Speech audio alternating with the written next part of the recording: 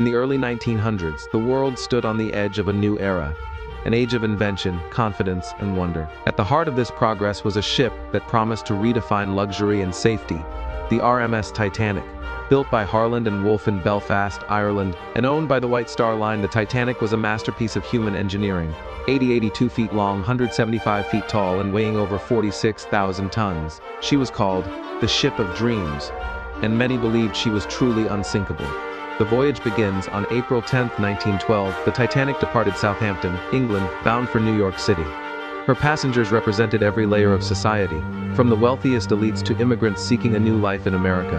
Among the first-class passengers were some of the richest people of the time: John Jacob Astor IV, one of the world's wealthiest men; Benjamin Guggenheim, heir to a vast fortune; Isidore and Ida Strass, owners of Macy's department store; Margaret, Molly Brown, later known as the unsinkable Molly Brown. Second-class passengers included teachers, merchants, and tourists, educated, modest travelers who dreamed of opportunity. And down in third class, or steerage, were hundreds of hopeful souls: Irish, British, Scandinavian, families clutching tickets to a new life in America. For them, Titanic was more than a ship. It was hope. Life at sea. For the first few days, the voyage was smooth and full of wonder. In first class, passengers enjoyed grand dining halls, a swimming pool, Turkish baths, and live orchestras. Meals stretched for hours, served on fine china and crystal. In third class, though simpler, the accommodations were still better than most ships of the time.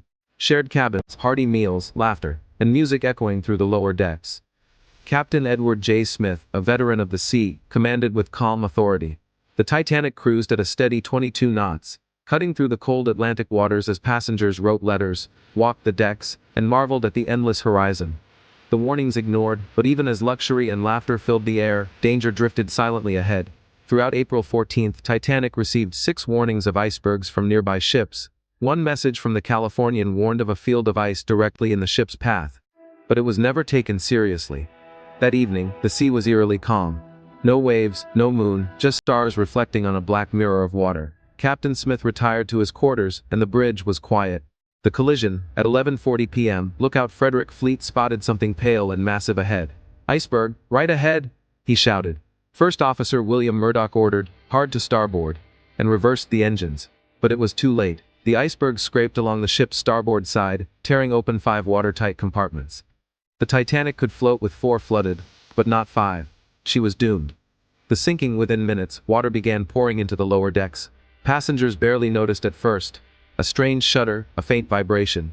But soon, the truth became clear. Captain Smith, realizing the gravity, ordered lifeboats prepared. But there was one terrible flaw: Titanic carried only 20 lifeboats, enough for half the people on board. No one believed they'd ever be needed. At 12:05 a.m., the first distress rockets were fired. At 12:25, the first lifeboat was lowered, half empty. Many passengers refused to leave, unable to believe the ship was sinking. As the hours passed, chaos grew. Women and children were given priority, as men stepped back, some praying, others stunned into silence. In first class, Ida Strass refused to leave her husband's side, saying, "Where you go, I go." Benjamin Guggenheim changed into his finest suit, telling the steward, "We've dressed in our best and are prepared to go down like gentlemen." On deck, the band played on, their music floating eerily across the freezing night. Hymns like, "Nearer, My God, to Thee." The final moments. By 200 a.m., the Titanic's bow was completely underwater. The stern rose higher, lights flickering against the stars. People clung to railings, lifeboats drifted away, screams echoed across the Atlantic.